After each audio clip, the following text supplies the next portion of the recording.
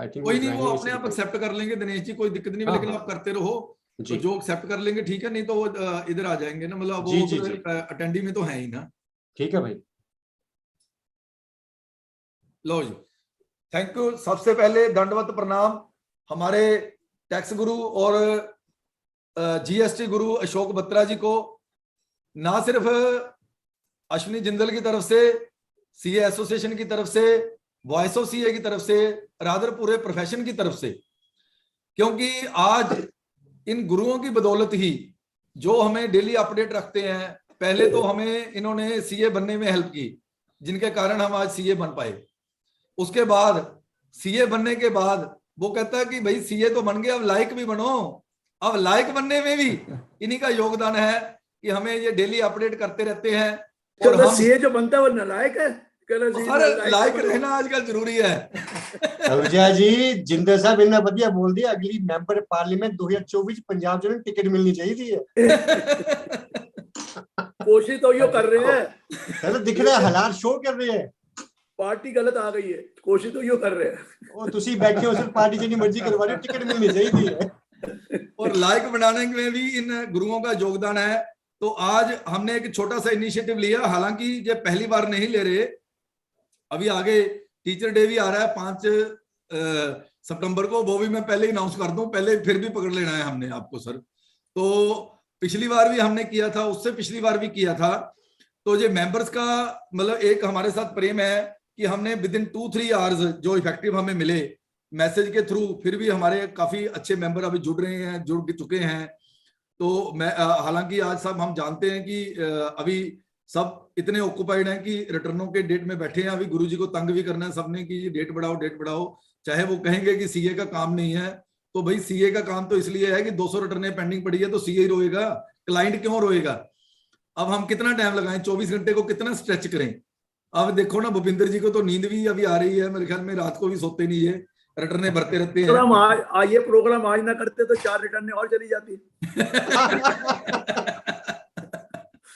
तो मैं सभी जितने भी हमारे पैनलिस्ट हैं, हमारे पास चेयरमैन, जो हमारे बजट पैनलिस्ट हैं, उन सबको तो मैंने पैनलिस्ट लिंक भेजा भी है। अगर कोई और भी आना चाहते हैं पैनलिस्ट में तो मोस्ट वेलकम, आप चाहे रिक्वेस्ट डाल दें। और मैंने दिनेश जी को और जगजीत जी को रिक्वेस्ट भी की है कि आप पैनलिस्ट में इनको सबको प्रमोट करते रहें।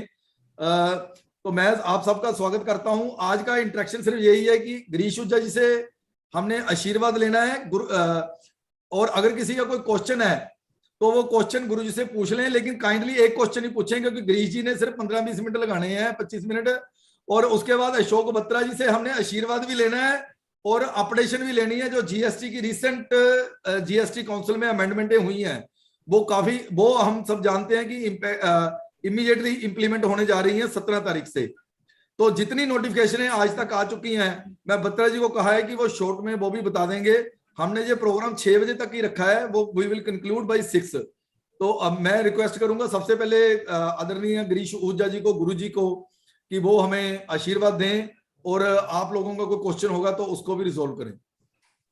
सबको मेरा प्रणाम। एक चीज मैं आपको बताऊं कि अश्विनी जी प्यार तो बहुत करते हैं और सारे आप लोग भी बहुत प्यार करते हैं, लेकिन ये ओवरडोज कर देते हैं।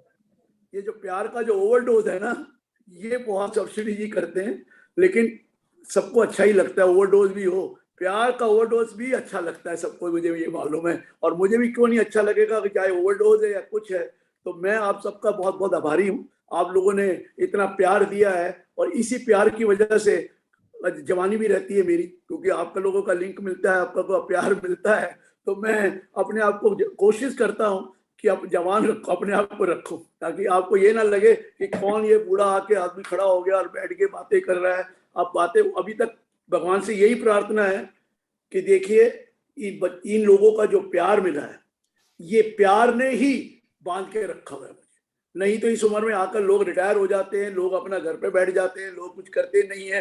लेकिन मैं इस काम में लगा रहा हूँ, 365 दिन लगा हूँ, तो आप लोगों के प्यार की वजह से लगा हूँ। ये मैं कई बार कह चुका हूँ कि ये एक नशा है, और ये प्यार जो मिलता है ना आदमी को, वो खींचता जाता है, आदमी कहीं को कहीं ले जाता है। इस ऐसे नशे की कीमत कोई नहीं है। मैंने कई बार बोला है, ये जो ये इलेक्शन लड़ते रहते हैं उनको तो मैंने बोला, जैसे दिनेश जी बोला, इनको तो गालियां खाने का शौक है और हमें तालियां खाने का शौक है, ये तो मैं कई बार कह चुका हूँ। ये आज जगजीत जी भी अब हाथ जोड़ रहे हैं कि क्योंकि देख लिया, स्वाद आ गया जो उन्होंने अभी बन के मेंबर क्या किया है। हाथ तो ऐसे मैंने ही ये रहते हैं बोला आज भी नहीं। चलो सर, ये भी नशा है, नशा होना चाहिए जिंदगी में, इस तरह के नशे जरूर होने चाहिए। मैं एक चीज आपको बताऊं, लाइफ बनती तभी है जब आप एक नशा रखें, एक पैशन रखें, एक अपने आप को इन्वॉल्व करें, चाहे वो सेवा भाव हो, चाहे किसी तरह का भी सेवा भाव करो, चाहे किसी तरह की एक्टिविटी से इन्वॉल्व हो, ये बहुत इंपॉर्टेंट है लाइफ में। अगर आपको कोई चीज अपने आप को इन्वॉल्व रखना है तो यही तरीका होता है, या लेक्चर दे दो जैसे मैं दे दिया, बत्रा जी देते रहते, और भी लोग लेक्चर देते रहते, या तो उसमें इन्वॉल्व हो जाओ, या फिर इस तरह की एक्टिविटीज में आ जाओ। कई लोग जो पता है सोसाइटीज में बन जाते हैं, कोई मंदिरों में बन जाता है, कोई ना कोई पोस्ट ले लेता है।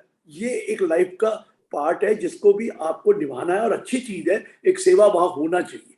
मैं ये नहीं कह रहा कि इंस्टीट्यूट वाले सेवा नहीं करते, लेकिन वो जो पॉलिटिक्स साथ में है वहां पर गड़बड़ होती है, बाकी तो कुछ नहीं है। आप लोगों को मिलता कुछ नहीं है, मैंने आपको बताया, फिर भी नशा है और ये नशा होना चाहिए। मैं ये बार बार बोल रहा हूँ और मैं आपसे ये प्रार्थना कर रहा हूँ। देखो ठीक कहा अभी इसने, हमारे जो कर्ता हैं इसी फैटर्निटी के जिंदल साहब ने, कि अब वक्त बदल गया है सर, अपने आप को अपडेट रखना पड़ेगा और बहुत ज्यादा चेंजेस आ रही है। चाहे वो इनडायरेक्ट टैक्स से तो मेरे ही समझ से बाहर हो गया, जो थोड़ा बहुत मुझे आता था वो भी मुझे लगता है कि मैं बिल्कुल आउटडेटेड हो जा रहा हूँ। इनडायरेक्ट टैक्स में भी बहुत चेंजेस हैं, और डायरेक्ट टैक्स में जो चेंजेस आते हैं वो तो ईज ऑफ डूइंग बिजनेस कहाँ है, मुझे तो आज तक समझ नहीं आया। इसे ईज ऑफ डूइंग बिजनेस कहेंगे तो 194R आया, ये ईज ऑफ डूइंग बिजनेस है। पिछली बार 9B और 45(4) आया, ये कोई ईज ऑफ डूइंग बिजनेस है। आज भी मैं बैठा हुआ था, अविनाश के साथ ही गया था प्रिंसिपल CCIT दिल्ली का, 1 घंटा यही डिस्कशन होता रहा उनके साथ, मिस्टर रजत बंसल जी के साथ, कि हो क्या रहा है। कि मैं आपको वो कह रहे, मानता मैं आपकी बात, ये इसमें बड़ी दिक्कतें आ रही हैं और ये लोग परवाह क्यों नहीं कर रहे ऊपर वाले, कि आप क्यों नहीं जाते। मैं वहां जाता था, हमारे से लूप होल पूछ लेते हैं और करते अपनी मर्जी से, और जो हम कहते हैं वो सुनते नहीं। सो मैं ये एक चीज बता रहा हूँ, वक्त बहुत बदल गया सर, बहुत ज्यादा दिक्कत आने वाली है और हम लोगों को अपने आप को अपडेट रखना ही पड़ेगा, और ये बहुत मुश्किल चीजें हैं। अपने क्लाइंट्स को भी एजुकेट करना पड़ेगा, पहले अपने आप को एजुकेट करिए, तभी तो क्लाइंट्स को एजुकेट करेंगे। मैं तो यही सोचता हूं कि अगर ये चीजें, हमारे प्रोग्राम नहीं हो रहे होते आपस में, तो सीखते क्या, अपने आप तो पढ़ने का दिल ही नहीं करता था। और आप देखिए रोज आना, इतने प्रोग्राम हो रहे हैं, किसके भी, सबके हो रहे हैं, और आपको यूट्यूब में वो एक बेनिफिट मिल जाता है। लेकिन मैंने ये देखा है, यूट्यूब में बेनिफिट मिल जाता है, हम सोचते रहते हैं कि सुनेंगे, वो दिन ही नहीं आता जब सुनना होगा, कोई ना कोई बहाना रह जाता है, वो देख लेंगे। मौका तब मिलता है जब कभी सिर पे प्रॉब्लम आती है, तब ढूंढते हैं यूट्यूब में जाकर कि ये क्या हुआ। लेकिन जो मजा पहले होता था, ये लाइव आपको सुनने का, लाइव में आपके क्वेश्चन भी आते हैं, लाइव में क्लैरिटी भी आती है। क्योंकि बाद में क्या होता है, यूट्यूब में आप सुनना तो चाहते हैं, लेकिन कहीं ना कहीं डिस्टर्बेंस, कभी 10 मिनट सुन लिया फिर बंद कर दिया, फिर 10 मिनट कहीं सुन लिया, कभी मौका मिला फिर कहते अच्छा सुन लोगे। मैं बहुतों की सुनने की कोशिश करता हूँ, मैं खुद औरों का भी सुनने की कोशिश करता हूँ, ये नहीं है कि मैं अपना ही सुनता, मैं औरों को भी सुनने की कोशिश करता हूँ। लेकिन हमेशा देखा गया है 15-20 मिनट से ज्यादा मैं सुन नहीं सकता है के टाइम, कोई ना कोई काम, कोई ना कोई फोन आ जाएगा, कोई कुछ हो जाएगा और आपका डाइवर्जन हो जाएगा। और ये डाइवर्जन जो है ना यूट्यूब से सुनने का, ये फिर वो आपको वो प्रोडक्टिविटी नहीं आती जो डायरेक्टली आप इन्वॉल्व होते हैं और डायरेक्टली सुनते हैं। लेकिन फिर भी फिजिकल से बेटर है, ये बता रहा हूँ, क्योंकि हमें पास जब भी डिफिकल्टी आती है, कम से कम यूट्यूब में जाकर उसको सुन तो लेते हैं। मैं आपको एक चीज बता दूं, बहुतों के अच्छे लेक्चर हैं, ऐसे नहीं है। मैंने भी सुनता हूँ औरों के, मैं अपने तो अपने आप थोड़ी सुनूंगा, लेकिन मैं औरों के सुनता हूँ। और सुनने के बाद मैंने ये रियलाइज किया कि कोई भी बोल रहा हो, एक ना एक चीज का एडिशन जरूर होता है उसमें, कम से कम 1 या 2 चीजों का एडिशन जरूर होता है, ये नोट कर लेना। ये मत समझ लेना कि सारे जितना मर्जी बढ़िया कोई हो जाए, लेकिन एक बच्चे से भी आप सीख सकते हैं। और मैंने कई बार वो वाले भी लगाए हैं जो बिल्कुल यंग लड़का हो, और उसका भी सुना है, और मुझे उसमें एक आध चीज जरूर मिली, एडिशन मेरी हुई। तो ये एडिशन सब में होती है सर। ये आप ये मत समझ लीजिए ये छोटा आदमी है, ये यंग है, इसको कुछ पता नहीं है, लेकिन आजकल यंग भी कई कई चीजें बहुत अच्छी बताते हैं। मैं आपको बताऊं कई चीजें अच्छी ऐसी ऐसी चीजें हैं, तो आपको ये चाहिए जब भी आप गाड़ी में बैठे हैं लगा लीजिए, कान में सुन लीजिए, कभी मौका मिले घर पे इवन बाथरूम में ले जाइए यार अपना भाई वो क्या कहते हैं फोन, और वहीं सुनते रहिए। मेरी बात को सुनिए, अब अखबार पढ़ने का टाइम नहीं तो वही सुन लीजिए वहां पर। तो ये चीजें जो हैं ये बहुत काम आएगी सर। इतनी चेंजेस हैं डायरेक्ट टैक्स में, इतनी चेंजेस हैं इनडायरेक्ट टैक्स में, फिर आपको लिंक करना है। जब हम मीटिंग करते हैं ना सर, कोई मेरे पास ओपिनियन लेने आता है तो मुझे सबसे बड़ी प्रॉब्लम आती है कि उसका इनडायरेक्ट टैक्स का क्या होगा। वो आजकल हर चीज लिंक हो गई है, आप सिंपल ओपिनियन डायरेक्ट टैक्स की नहीं दे सकते जब तक उसका क्या इंपैक्ट इनडायरेक्ट टैक्स पे होगा वो भी देखना पड़ता है। ये बहुत मुश्किल पड़ गई है। अब आपको एक चीज मैं बता दूं, आपको कोई भी डिसीजन लेना है, कभी वो फेमा का बीच में आ जाता है, कभी इनकम टैक्स का बीच में आ जाएगा, कभी आपको किसी और लॉ का प्रॉब्लम आ जाएगी। तो एक चीजें इतनी हो गई हैं, इतनी ज्यादा चेंजेस आ गई हैं कि हम लोग आउटडेटेड होते जा रहे हैं। इसलिए अब मैं खुद रियलाइज करता हूं कि मैं इनडायरेक्ट टैक्स पहले पढ़ता रहता था, और क्योंकि मुझे इंटरमीडिएट की किताब में इनडायरेक्ट टैक्स डालना पड़ता है तो कुछ ना कुछ मैं समझ लेता था, लेकिन अब देख रहा हूं मैं वो बदलता जा रहा है, उसमें इतनी चेंजेस आ जाती हैं। ठीक है कई चीजें मुझे जरूरत नहीं है किताब के लिए, पर नॉलेज तो होनी चाहिए ना। रोजाना देखो कोई ना कोई चीज ले आएंगे और उसके डिसीजन, हम हाईवे भी डिसीजन तो बाद में सुनेंगे, पहले तो हमें नॉर्मल प्रोसीजरल भी चीजों में कई बड़ी दिक्कत आ रही। मैं इसलिए कह रहा हूं अब ये नया जो रूल बनाया 2A 2B मिलाकर आपको रिकनसाइल करना पड़ेगा, ये करना पड़ेगा। अरे सबकी बैलेंस शीटें रुक गई, अब वो कहीं पूरा पोर्टल पूरा आ नहीं रहा है, वो कैसे उसको करेंगे। आज भी एक बोर्ड मीटिंग में यही डिस्कशन हुआ कि सर हम करें क्या, 630 करोड़ रुपए का फर्क आ रहा है उसमें, 630 करोड़।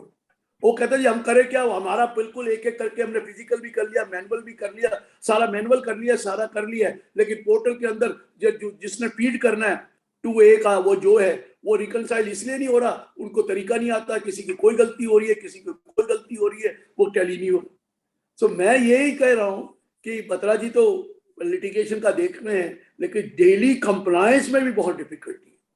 कंप्लायंस एक ऐसी चीज आ गई है, मैं आपको बताऊं, मैं तो आउटडेटेड हूँ कंप्लायंस में, क्योंकि मेरे को तो कंप्यूटर इतना आता नहीं है। ये मैं तो रिटर्न भी अपनी किसी और से भरवाता हूँ, मतलब मेरे सामने बैठ के वो मेरी रिटर्न भरता है, और कंप्लायंस भी चीज करते हैं कंपनी भी सॉफ्टवेयर में, लेकिन कई सॉफ्टवेयर बड़ी तंग करते हैं। मैंने अपनी रिटर्न पिछली बार देखी, सॉफ्टवेयर से डाली गई थी, उसमें 4 गलतियां निकली। वो तो ठीक है कि इस बार वो स्क्रूटनी नहीं आया, 4 गलतियां निकली खुद रिटर्न मेरी में। तो वो सॉफ्टवेयर में ऐसी चीजें हैं पता ही नहीं लगता क्या हो गया, हम डाल देते हैं, वो अपना ले लेता है जो भी, बाद में देखते हैं। अगर रिटर्न को डाउनलोड करो, अगर प्रिंट करो तो 110 पेज की रिटर्न, 110 पेज फॉर्म 3। अब 110 पेज कोई डाउनलोड करके रखता नहीं है, और कंप्यूटर में कोई चीज नजर आई देख लिया, कभी नहीं आई तो रह गया। तो मैं इसलिए कह रहा हूं सर, एक तो आप एक बार रिटर्न को रिव्यू जरूर कर लिया करो सॉफ्टवेयर में डाल के भी, कि जब फाइनल है उसको देख लिया करो, क्योंकि आजकल तो आपको ये भी पता है रिवीजन भी पॉसिबल नहीं है आफ्टर 31 दिसंबर, बहुत थोड़ा टाइम है। पहले तो लंबा टाइम मिल जाता था, अभी रिटर्न भर के खत्म नहीं होती तो दूसरी आ जाती है, टैक्स ऑडिट की आ जाती है, टैक्स ऑडिट खत्म नहीं होती तो उतना रेस्ट लेते हैं, तब तक रिवीजन खत्म हो जाता है, आप रिवाइज रिटर्न नहीं निकाल सकते। ये अपडेटेड रिटर्न डालोगे तो 25% ज्यादा देना पड़ेगा, तो बड़ी मुश्किल होगी। यही हम डिस्कस कर रहे थे sir, where is the time to revise the return. अटर कुछ तो चाहिए ना, आप पहले मार्च तक कर सकते थे रिटर्न रिवाइज, अब वार तक कर ही नहीं सकते, 31 दिसंबर तक कर सकते हैं।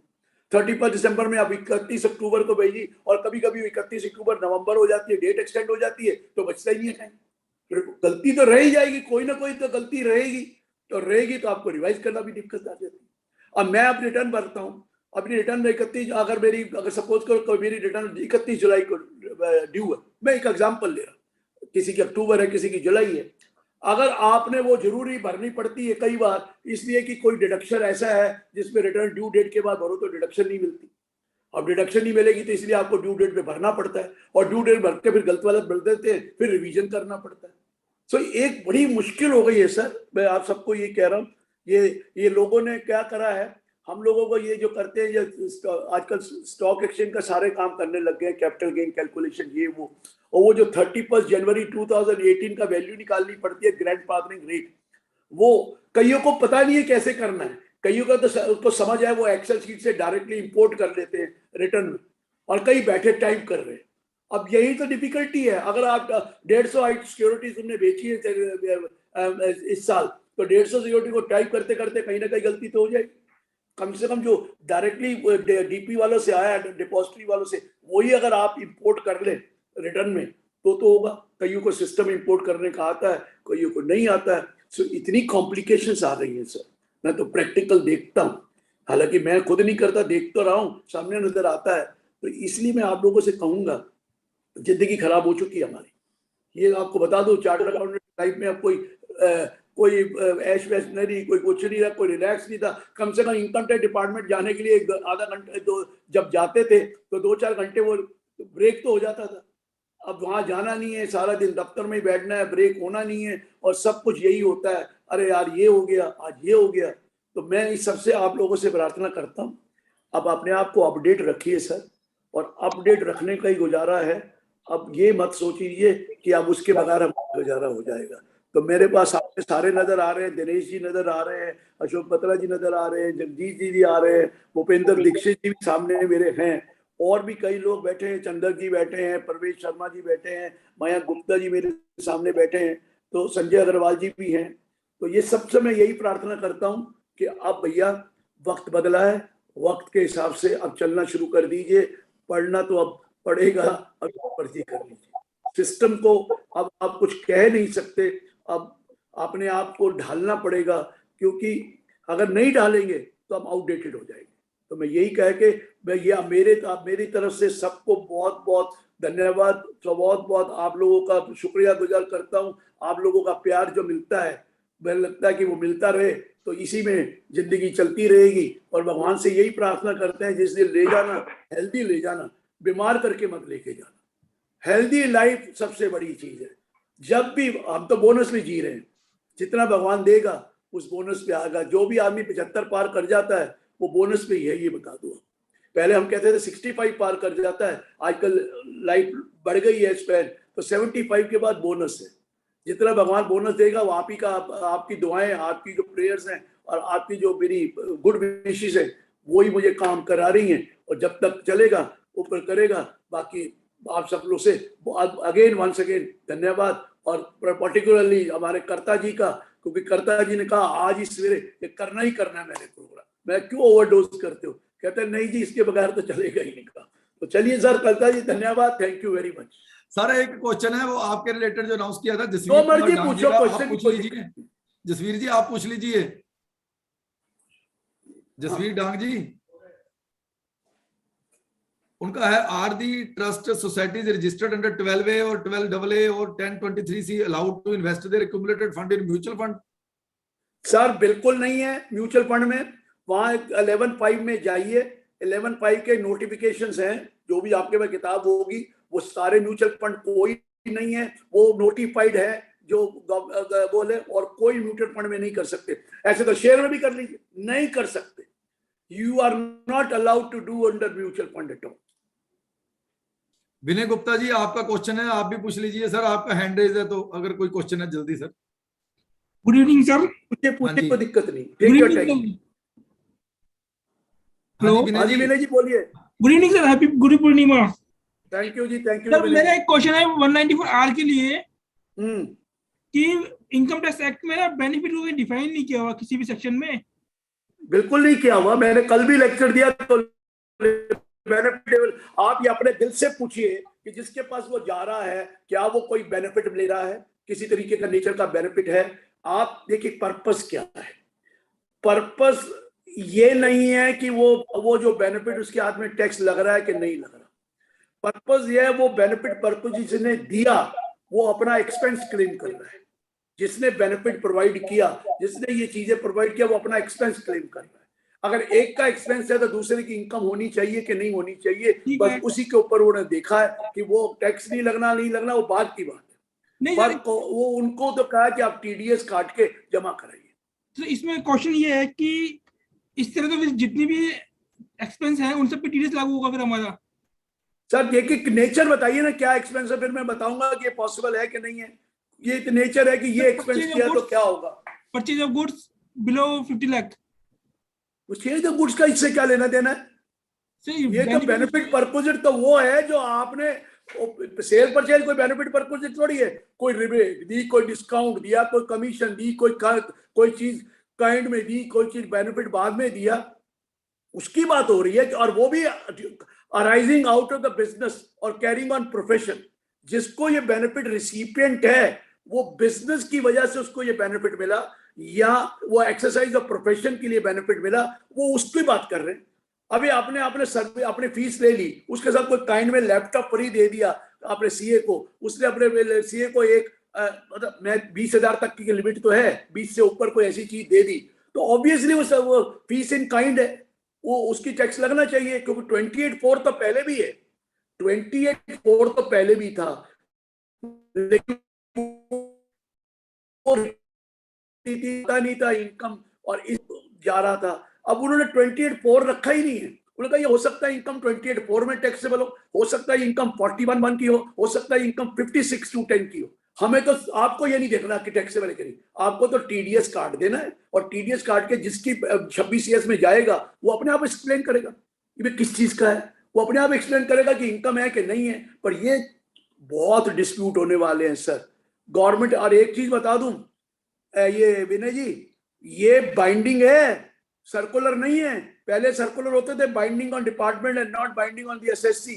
ये क्लियर कट लिख दिया है that this circular is being, the guidelines are issued by the CBDT with the prior approval of the central government and they will be placed before the parliament.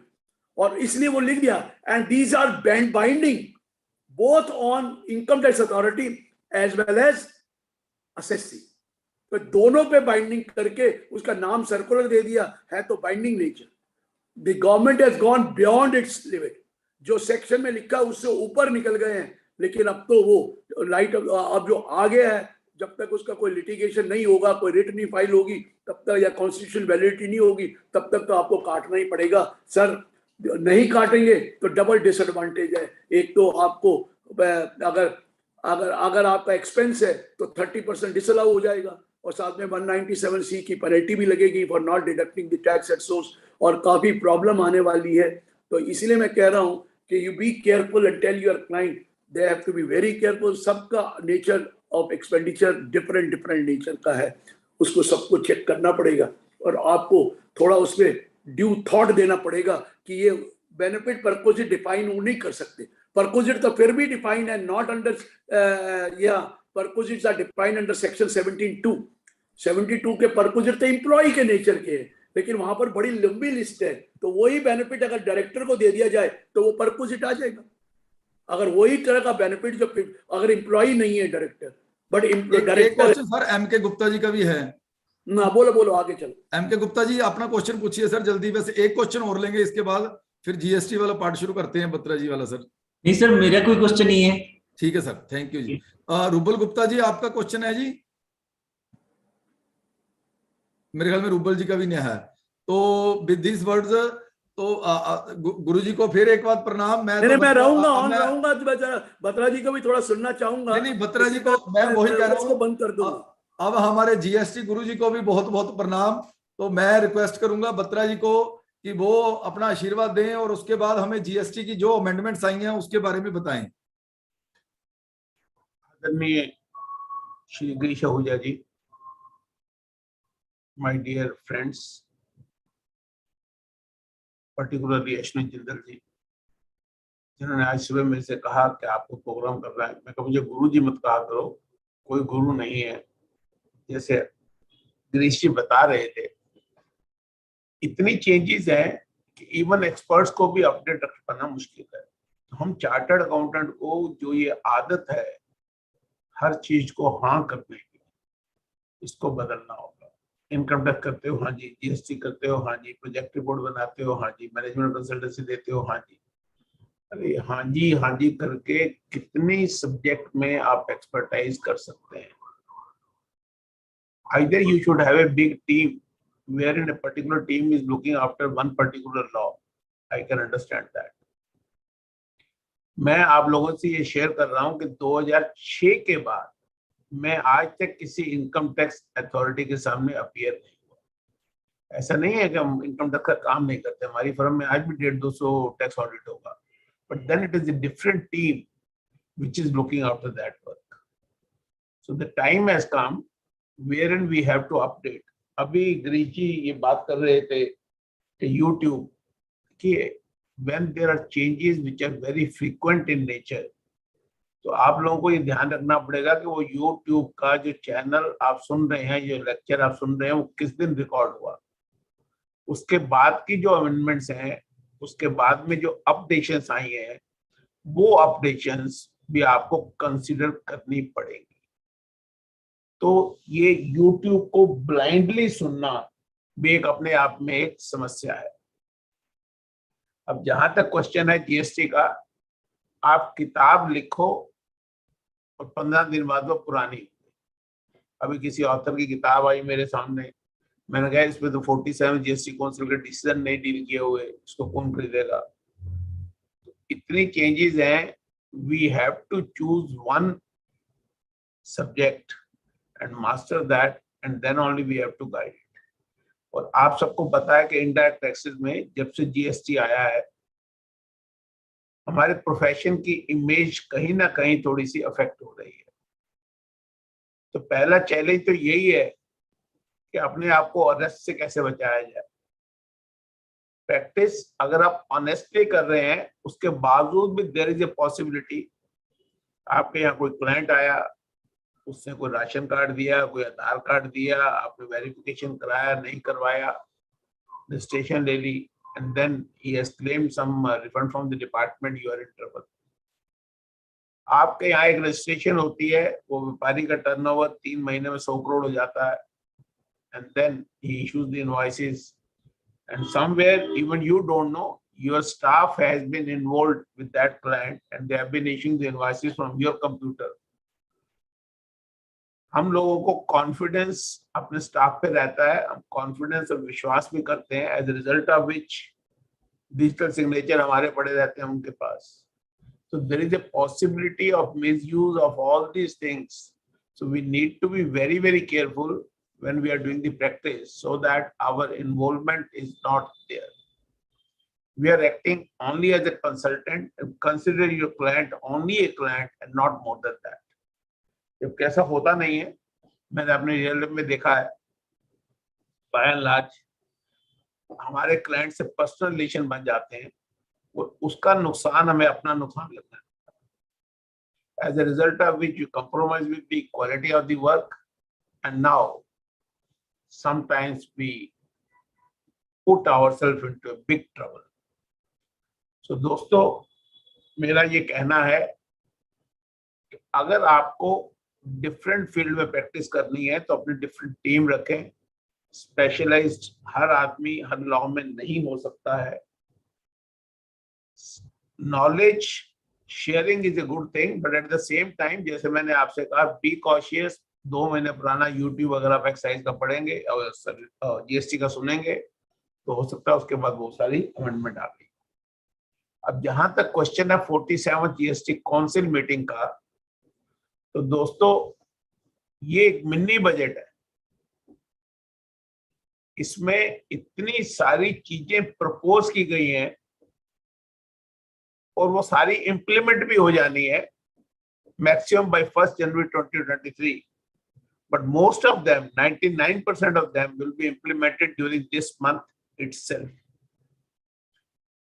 जितने चेंजेस सजेस्ट की गई, उसके बाद 5 जुलाई को 6 notifications आई और 7 circular आ चुके हैं, जबकि रेट ऑफ टैक्स जो चेंजेस 18 जुलाई से, अश्विनी जी के मुंह से 17 जुलाई निकल गया था, तो मैं क्लियर कर रहा हूं, जो रेट ऑफ टैक्स 18 जुलाई से लगने हैं, उनकी नोटिफिकेशन भी अब कितने दिन बची हैं, वो आएंगी। जो एग्जम्पशंस विड्रॉ हुई हैं, जो रेशनलाइजेशन ऑफ टैक्स को किया गया है, वो सारी नोटिफिकेशनें अब आने वाली है। जहां तक सर्कुलर्स की बात है, डिपार्टमेंट का जो सर्कुलर है, that is not binding on the SSC और the court, we all know that, but then at the same time, it provides a big relief sometimes. And this government, if you look at the changes which are being proposed, you will appreciate that the government is listening to the industry. If there are GST portal issue, they are trying to improve it. If there are rate of tax issue, they are providing relief to the industry and they're providing clarity. For example, EV vehicle पे उन्होंने clear किया battery or not. एक ice cream वाली industry को एक बहुत बड़ा advantage दिया गया, because they have been charging 5% tax, assuming it is a supply of restaurant and it is a food item which is being sold by them. But ultimately they said no, it is ice cream parlor and it is not being covered in the definition of restaurant, liable to be taxed at 12%. So what will happen to the past liability? So using their power under the law, the government has stated up to a particular date, जिस आदमी ने 5% भी दिया हम उसको तंग नहीं करेंगे, but from today onwards it has to be 12%. बहुत सारी clarifications दिए, which clearly indicate the government doesn't want to increase the litigation and they are moving ahead. और जो checks and balances portal पे रख दिए गए हैं, अब वो गलती करने नहीं देता. Most of the time you put up the information, if the information has been put in the proper perspective, certainly जो सर्कुलर नंबर 170 में जो चेंजेस एक्सप्लेन किए गए रूल 3B में या GSTR 1 में, तो वो इंडिकेटिव है कि गवर्नमेंट रियलाइजेस कि ये प्रॉब्लम्स है. अभी जो एक्सपोर्टर्स के रिफंड के केस में, फॉर एग्जांपल रिस्की एक्सपोर्टर का केस हो या recredit into the electronic credit ledger हो या उनकी और क्लैरिफिकेशन और डीम्ड एक्सपोर्ट के बारे में, this further indicate the government is listening to the industry. They want to clarify all the issues which are available there and they want that litigation not to be there. So this council meeting, which has delivered so many decisions, maybe some of them I may touch upon if the time permits, but yes, it's a major step in reducing the litigation. Portal का हो, industry facilitation हो, extension of period हो, waiver of late fee हो, सब कुछ आपको इसमें मिलेगा. Now with this, there are certain complications also which are coming into that. Now I would like to touch upon one circular which deal with the fake invoices. Then I'll give a couple of examples and then we'll come to the question answer session. अब 170 circular में उन्होंने ये कहा कि एक आदमी जिसने fake invoice issue किया without goods, can you create a demand of output tax liability when your allegation is that he has not supplied the goods? Again, I am repeating, because this is most important circular and this is the most burning issue. इसको थोड़ा सा explain समझ लेते हैं ध्यान से. एक आदमी ने इनवॉइस इशू किया 100 रुपए का, उस पर टैक्स लगाया जीएसटी लेटर से 18%, 118 रुपए का इनवॉइस इशू किया और उसने गुड्स नहीं दी. ई-वे बिल फेक है या ई-वे बिल जनरेट किया गया, व्हीकल नंबर गलत है, whatever reasons. So the government allegation is that this gentleman has issued the invoice without supplying the goods and they are demanding tax from various people in the chain in that particular transaction. तो आप मुझे ये बताएं, क्या आप उससे output tax liability की demand निकाल सकते हैं? सर्टेनली नहीं. जब सप्लाई नहीं है, आपका खुद का एलिगेशन ये है कि उसने माल नहीं दिया. जब तक उसने माल नहीं दिया तो जीएसटी की लायबिलिटी कहां से आएगी? तो दूसरा क्वेश्चन ये आएगा कि अगर उस आदमी से आप टैक्स की लायबिलिटी नहीं निकाल सकते तो क्या वो आदमी टैक्स भी नहीं देगा और इनवॉइस भी इशू करेगा without supply of goods and he will go Scott free? ऐसा नहीं है. 122 में जहां पेनल्टी प्रोविजंस है, 132 जब प्रोसिक्यूशन है, आप ये मान के चलो कि he is attracting this to section.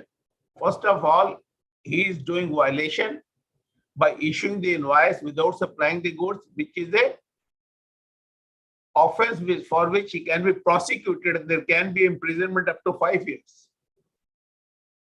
दूसरा, जितना भी टैक्स इन्वॉल्व है, to the amount of that tax involved, he can be subject to penalty under section 122.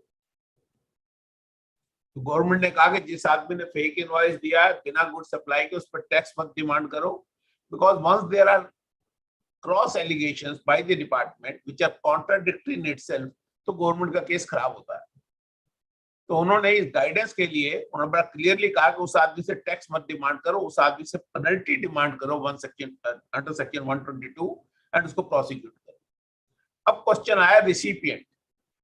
उस रिसिपिएंट ने जिसने इनवॉइस लिया बिना गुड्स के and he is the only purpose is to claim the ITC, तो आपने उसने इनपुट टैक्स क्रेडिट क्लेम कर लिया तो उसकी तो डिमांड निकलेगी recovery of tax.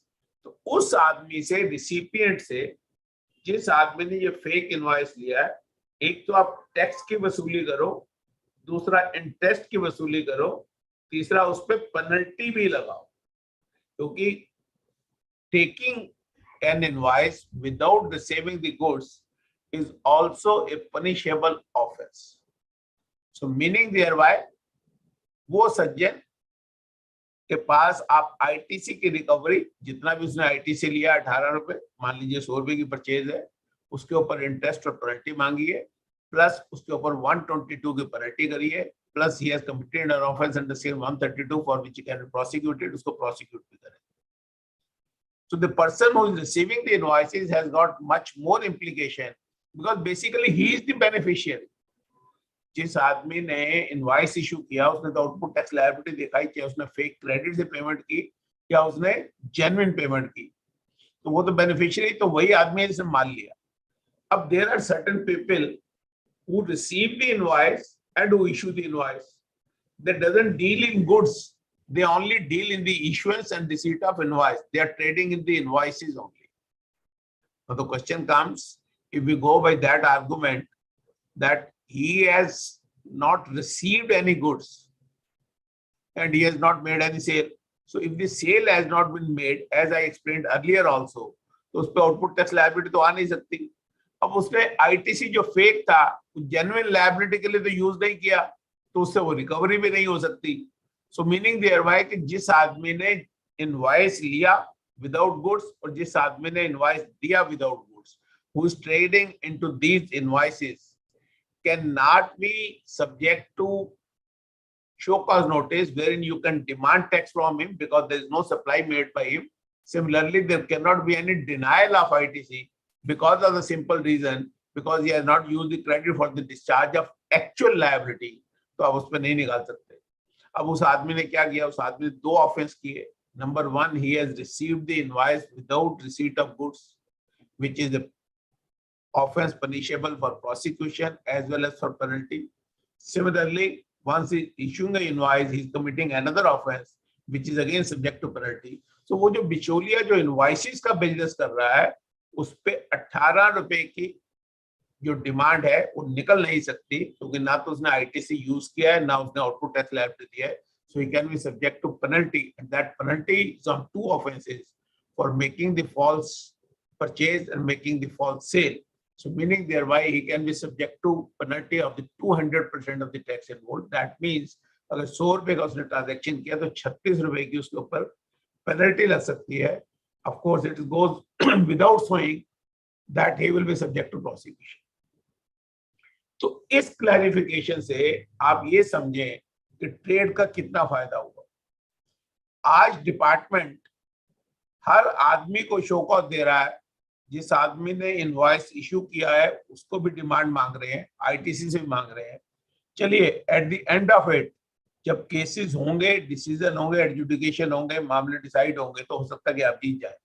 But in the meanwhile आपको जो हर्डल क्रॉस करनी है अपील के प्रोसेस में जाने के लिए, यू हैव टू पे 10% of the tax amount when you file an appeal before the commissioner first appellate authority, and at the time of second appeal before the tribunal, which will certainly be there, you have to pay another 20% of the tax.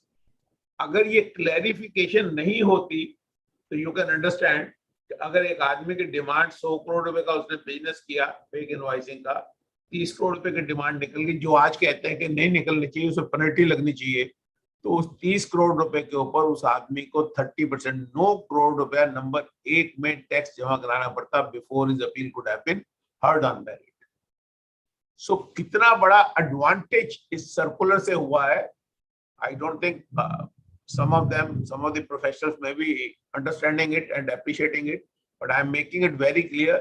So इस clarification से इतना बड़ा huge benefit हुआ है, क्योंकि department officials सिर्फ इसी बात से आपसे नेगोशिएट करते थे कि मैं तो आपकी डिमांड निकालूंगा, तो जब मैं डिमांड निकालूंगा आपको प्री डिपॉजिट जमा कराना पड़ेगा, फर्स्ट अपील पे 10%, सेकंड अपील पे 20%, तो हालत खराब हो जाएगी, न तो मैं पैसे दीजिए। Now the government has issued this.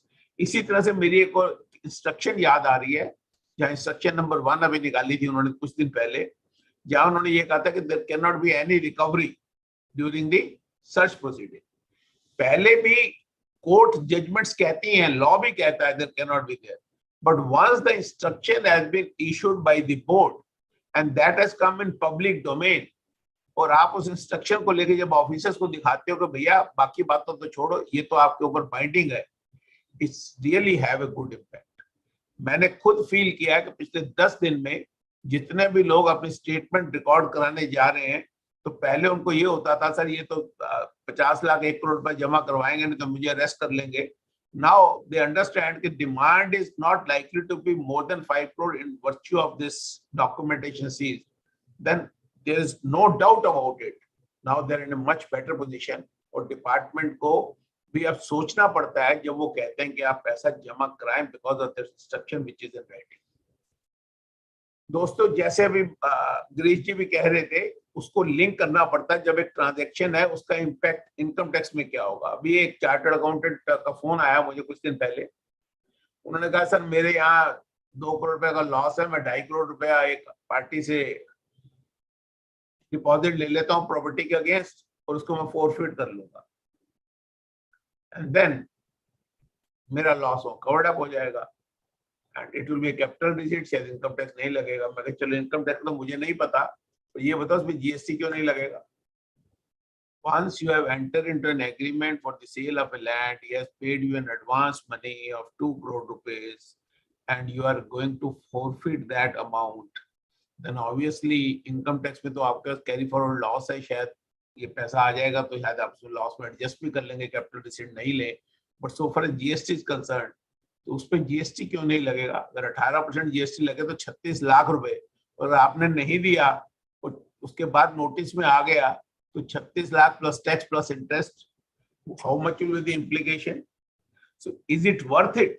क्योंकि 2 करोड़ रुपया आप वाइट करने के चक्कर में आप 1 करोड़ से ऊपर का टैक्स जीएसटी का जमा करा दें, is it worth the proposition. तो ये इंटरलिंकिंग जो है, जो गिरीश जी भी एम्फसाइज कर रहे थे कि आज एक ट्रांजैक्शन में बहुत सारे और लॉज लग जाते हैं।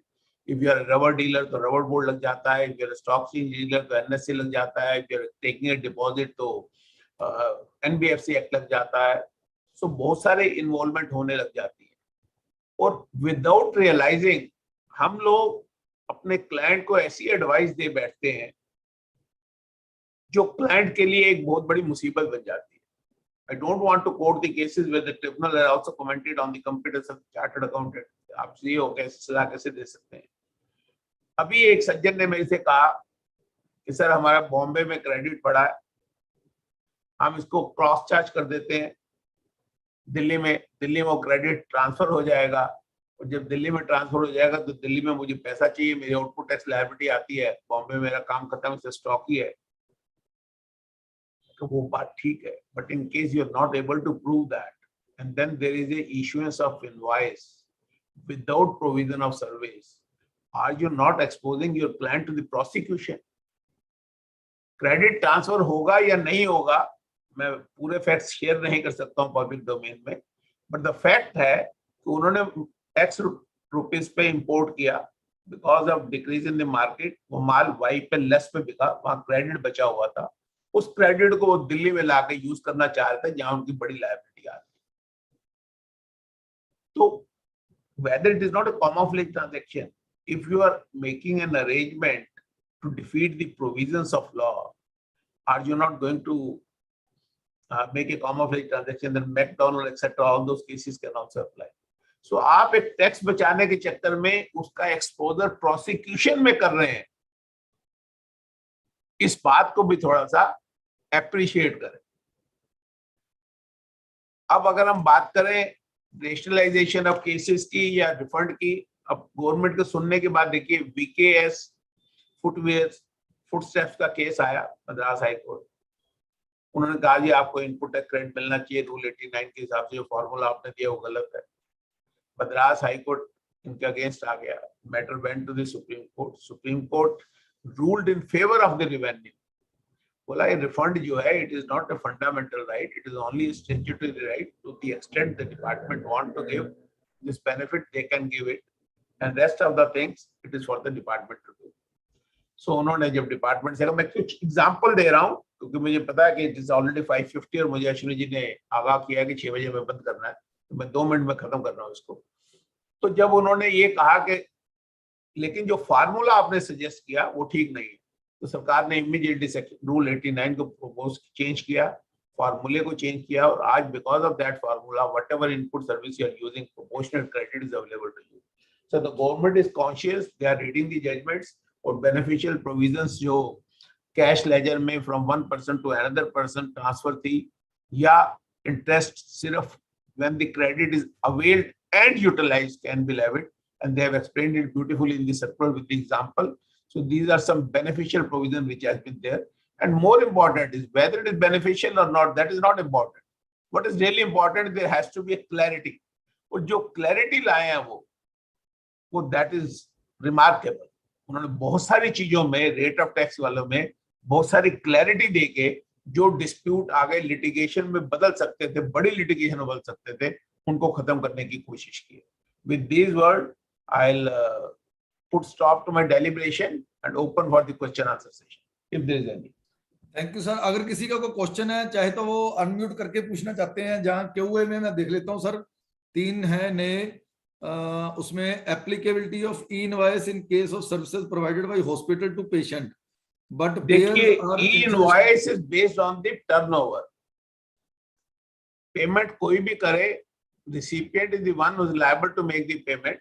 So in case I am a hospital, I am raising invoice to the patient, so obviously patient is the recipient, maybe the payment is being made by the insurance company on his behalf, it is not going to make a difference. So who makes the payment is not important. In case he is otherwise liable to issue the invoices as per the normal provisions, then he has to issue the invoice irrespective of the fact that the payment is coming from the insurance company. एक question हो रहा है sir, we are reimbursing ocean freight to one party which is not eligible to TDS. Now whether we are to deduct TDS on reimbursement of ocean freight? Which TDS you are talking about? Is the income? मेरे ख्याल में आपका question Girish के related था। वो गिरीश जी मेरे ख्याल में अभी शायद मेरे ख्याल में प्रोग्राम में नहीं है, तो वो आप बाद में पूछ लेना। 5 मिनट पहले तो मैंने देखा तो वो हैंड रेज कर लें। मैं 1-2 जनों का आया है मेरे को ना चैट बॉक्स में, मैं नहीं अटेंड कर पाऊंगा, आप हैंड रेज कर दें तो मैं अनम्यूट कर दूंगा जी आपको। अगर कोई अटेंडीज में से हैं, जो पैनलिस्ट हैं वो अपने आप ही म्यूट कर सकते हैं, अनम्यूट कर सकते हैं। पैनलिस्ट आप क्वेश्चन पूछ सकते हैं अपने आप को अनम्यूट करके। हाँ बोलिए। हाँ, पैनलिस्ट पूछ सकते हैं अपने आप ही जी। 1 मिनट ज्यादा पैनलिस्ट में कहीं 1 मिनट नहीं, संजय जी कह रहे थे, उन्होंने हाथ भी रेस किया था। नहीं कर दिया सर, वो पैनलिस्ट अपने आप ही पूछ सकते हैं काइंडली। अब बोलिए। नमस्कार जी। नमस्कार। जो रेजिडेंशियल प्रॉपर्टी पे अमेंडमेंट आया ना, अभी नोटिफिकेशन अभी शायद आया नहीं है। मैंने residential property given on rent for, समझ गया, मैं वही बोल रहा हूँ। जिस क्वेश्चन पे अभी नोटिफिकेशन नहीं आया है, मैंने उसको टच करने की कोशिश नहीं की, because that is a controversial thing. जो इंटेंशन है वो ये है, अगर आप प्रॉपर्टी लेते हैं पर्सनल नाम से और यूज फॉर रेजिडेंशियल ड्वेलिंग है, उस पर जीएसटी नहीं लगेगा। बट समटाइम्स वी से कि we want company lease, landlord wants a security and they want कि we will give you when the lessee will become by a company and it will be used for your purpose. Company ने मेरे से property ले ली director residence के लिए, तो वहां पे वो टैक्स लगाने की कोशिश कर रहे हैं। But because in the absence of any notification what are the conditions etcetera, I can't say, but the intention is to tax only that segment where I am giving the property on company lease, though it is being used for the residence of their employees or directors, etc. Good afternoon, sir. एक issue एक issue sir हो रहा है कि property मैंने justice को दी, justice is using the property for residence as well as for office purposes and he is practitioner as an advocate. Advocates पे जीएसटी लगता नहीं है, इनपुट उसको मिलेगा नहीं, मेरी जीएसटी की लायबिलिटी आ जाएगी। संजय जी मैं एक बात कहूंगा, इनपुट मिलता है या नहीं मिलता ये आपको है डिसाइड करना है। नहीं मिलता उससे हमें कुछ लेना देना नहीं है। Absolutely Whether right. it is beneficial for the SSC or not, it is for them to decide. If I am using that premises for business purposes and I am claiming that some of the rent is being paid to somebody, if I am not paying the rent, where is the question of any credit or tax being paid? कोई issue ही नहीं है। हाँ, अगर मैंने rented premises लिया और उसमें से मैं बिजनेस एक्सपेंडिचर लेना चाहता हूँ और मैं part of the rent which I am using for my office I want to claim it as a rent in my books of accounts, then certainly I am using it for income purpose, then landlord को लगाना चाहिए। Sir नमस्कार। Sir hello. Service tax में अगर आपको याद हो तो बहुत सारी क्लैरिफिकेशंस थी। एक बैंक मैनेजर ऊपर रहता है, वो नीचे रहते हैं, तो अगर रेजिडेंस वाले एग्जम्पशन है तो उनके दो एग्रीमेंट कर लो, एक बैंक के लिए अलग कर लो, रेजिडेंस के लिए अलग कर लो, तो रेजिडेंशियल बच जाएगा। हाँ जी अनुराग जी। सर जो गुड आफ्टरनून सर जो 80 रूल 89 का इन्होंने फॉर्मूला चेंज किया है, वो जो रिफंड हमारे 5 जुलाई के बाद अप्लाई होंगे उन पे एप्लीकेबल होगा क्या? मतलब पीरियड वाइज देखना है जो पिछले रिफंड भी बाद में अप्लाई नहीं सर, नहीं सर, ये रेट्रोस्पेक्टिव नहीं, ये प्रोस्पेक्टिव ही एप्लीकेबल होगा, रेट्रोस्पेक्टिव नहीं होगा। So any refund application which is being filed on or after 5th of July, that can for the period pertaining to 5th July or for the period pertaining to ये clarity नहीं है, but मेरी understanding ये है कि formula is being changed from 5th July. So even if the export has been done prior to that, any refund application which is filed on or after 1st July, you can use this new formula. मतलब ये procedural provision मानेंगे, substantive नहीं है। हाँ जी हाँ जी। Sir जो आपने अभी केस बताया सर रिफंड ट्रांसफर का, वो अगर सेम पैन नंबर है तब रिफंड दूसरी जगह से ट्रांसफर नहीं हो सकता? नहीं रिफंड नहीं बताया सर मैंने, कैश लेजर में ट्रांसफर है वो सिर्फ। हाँ नहीं तो जो अगर सेम पैन नंबर है तो वो केस में वो उस पर ट्रांसफर नहीं हो सकता? सेम पैन नंबर है दोनों जगह? नहीं फिर पैन नंबर सेम है, जीएसटी रजिस्ट्रेशन नंबर डिफरेंट होता है। हाँ। Every GST registration number is a distinct person in terms of section 25 subsection 4. तो distinct person है तो वो सेम नहीं माना जाता है। इसीलिए जब मैं अपना माल एक रजिस्ट्रेशन नंबर से दूसरे रजिस्ट्रेशन नंबर पे बेचता हूँ तो मैं जीएसटी चार्ज करता हूँ। क्यों करता हूँ? इसका बेसिक पर्पस था कि चेन क्रेडिट की नहीं लूज होने चाहिए। I will give you an example to understand this. Let us say मैं लुधियाना में गारमेंट मैन्युफैक्चर करता हूँ, मेरी 10 करोड़ रुपए की प्रोडक्शन है, बट मेरा 10 करोड़ का माल लुधियाना में नहीं बिक सकता, मैंने गुड़गांव में नोएडा में शोरूम खोले हुए हैं। तो जब वो मैं माल ट्रांसफर करूंगा तो मैं सेम पैन नंबर है और अगर मैं जीएसटी नहीं चार्ज करूंगा तो मेरा सारा क्रेडिट अकोमुलेट हुआ है लुधियाना में और मेरी लायबिलिटी लुधियाना में है नहीं, क्योंकि वहां से मैं 1 करोड़ की सेल कर रहा हूँ और बाकी माल ट्रांसफर कर रहा हूँ मैं अपने दूसरे यूनिट्स को। तो जब मैं दूसरे यूनिट को भी अपना माल बेचूंगा तो इसीलिए उस पर आउटपुट टैक्स लायबिलिटी लगाई गई ताकि ये जो क्रेडिट है लुधियाना का वो यूज होके गुड़गांव में चला जाए, नोएडा में चला जाए। जब मैं वहां से सेल करूंगा तो मैं उस क्रेडिट को अब्सॉर्ब कर सकूं। तो सीमलेस क्रेडिट के लिए डिस्टिंक्ट प्रोविजन का लाया गया, इसलिए हम नहीं कर सकते। Both are being treated as distinct persons. अब 4910 में चेंज किया कि कैश लेजर का जो बैलेंस है वो ट्रांसफर कर सकते हो, क्रेडिट लेजर अभी भी नहीं कर सकते। उसका रीजन है क्योंकि एसजीएसटी दिल्ली गवर्नमेंट का है। How can you take credit from Ludhiana or Punjab or Gujarat or whatever? तो इसलिए वो स्टेट स्पेसिफिक है, तो इसीलिए सिर्फ कैश लेजर में उन्होंने ये प्रोविजन डाला। Rajendra Verma ji. Hello sir. Yes sir, मेरा नाम राजेंद्र वर्मा है और सर ये क्वेश्चन इनकम टैक्स से रिलेटेड है। आहूजा साहब अगर नहीं है तो आप काफी लोग इनकम टैक्स के एक्सपर्ट बैठे हैं, एक छोटा सा क्वेश्चन है मेरा। अभी इस बजट में गवर्नमेंट क्रिप्टो एसेट एक नया इसके रिलेटेड मेरी रिक्वेस्ट है, अभी किसी से और को हम नहीं एंगेज कर पाएंगे, टाइम बहुत कम है। 16 तारीख को भी हमारा प्रोग्राम है, आप काइंडली उसमें पूछ लीजिए सर। ठीक है सर। आप प्रदीप जैन जी। सर नमस्कार। हाँ जी प्रदीप जी। सर नमस्कार। मेरा क्वेश्चन सर WCT से रिलेटेड था, वर्क कॉन्ट्रैक्ट को। मैंने एक कॉन्ट्रैक्ट लिया हुआ है और उसके अंदर मुझे 18% देना है क्योंकि WCT में वो कवर्ड है, मगर मुझे पहले मटेरियल भेजना पड़ता 3 या 4 लोट में अलग अलग टाइम पर। तो वो मटेरियल पे मैं 18% लगाऊं या उस पे हायर रेट जैसे मटेरियल 28% का है, या फिर चालान पे भेजूं? नहीं, उसके लिए तो डिपार्टमेंट ने ऑलरेडी सर्कुलर इशू किया हुआ है clarifying it is a service, उसमें आप सर्विस मेंशन करेंगे और 18% टैक्स लगेगा। I think there is already a clarification, मुझे नंबर याद नहीं है। मटेरियल अगर मटेरियल सर जब मैं उस पे 18% लगाता हूँ, देखिए अगर सर मैं उस पे 18% लगाता हूँ तो उस पे रोड परमिट नहीं बन पाता है। रोड परमिट क्यों नहीं बन पाता ये मुझे नहीं पता, लेकिन डिपार्टमेंट ने ये सर्कुलर क्लैरिफाई किया है कि it is a service, in response to that service you are transferring the material, so it should be at 18%, जहां तक मेरी याददाश्त है। फिर भी आप कंफर्म कर सकते हैं वहां से। हाँ, नेक्स्ट विपुल अरोड़ा जी।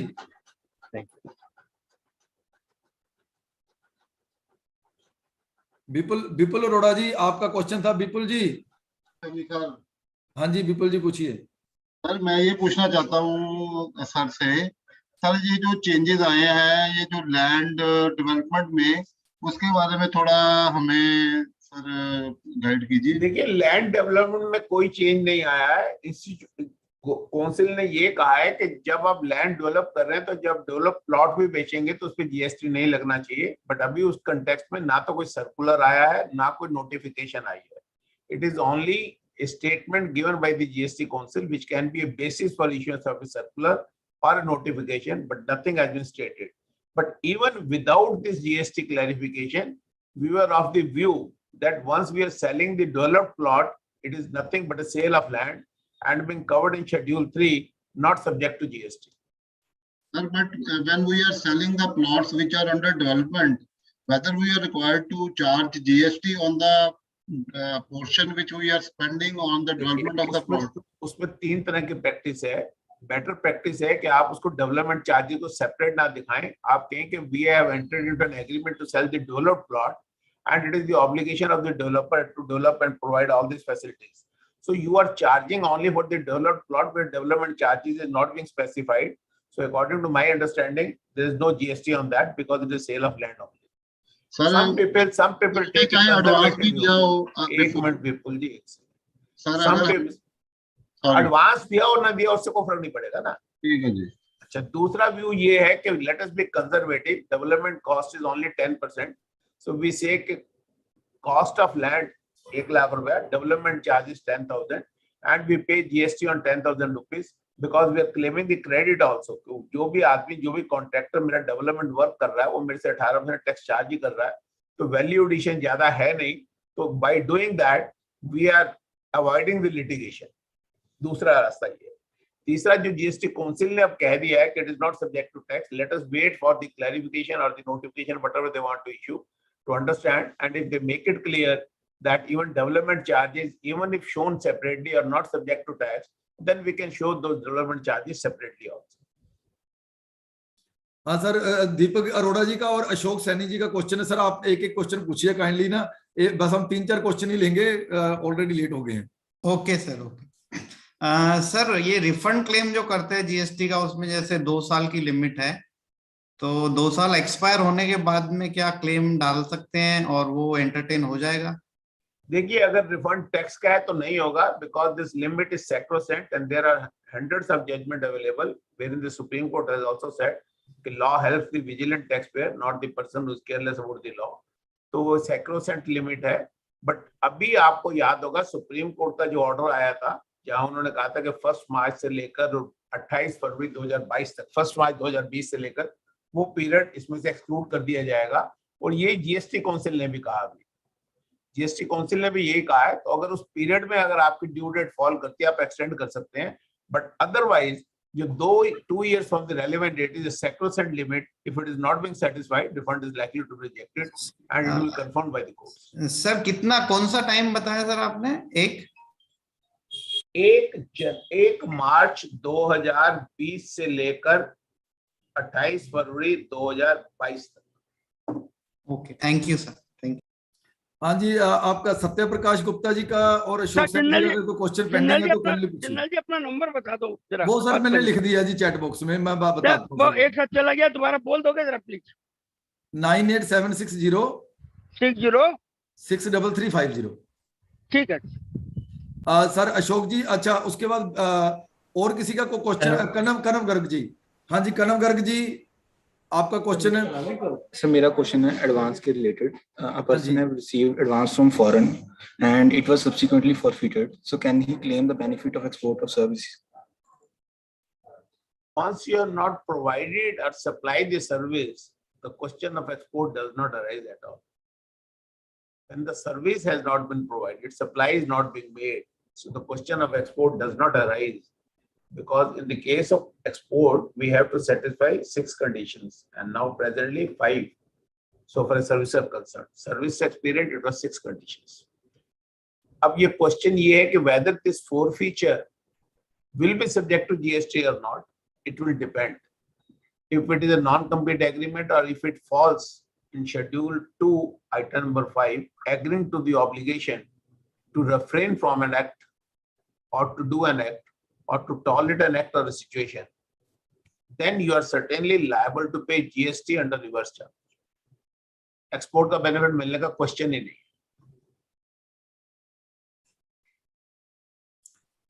सर नेक्स्ट क्वेश्चन किसी का है? सर एक और क्वेश्चन है सर, लास्ट क्वेश्चन लेंगे साहिल शर्मा जी का. साहिल शर्मा जी क्वेश्चन पूछिए अपना. साहिल शर्मा जी, साहिल शर्मा जी आपको अनम्यूट किया है जी.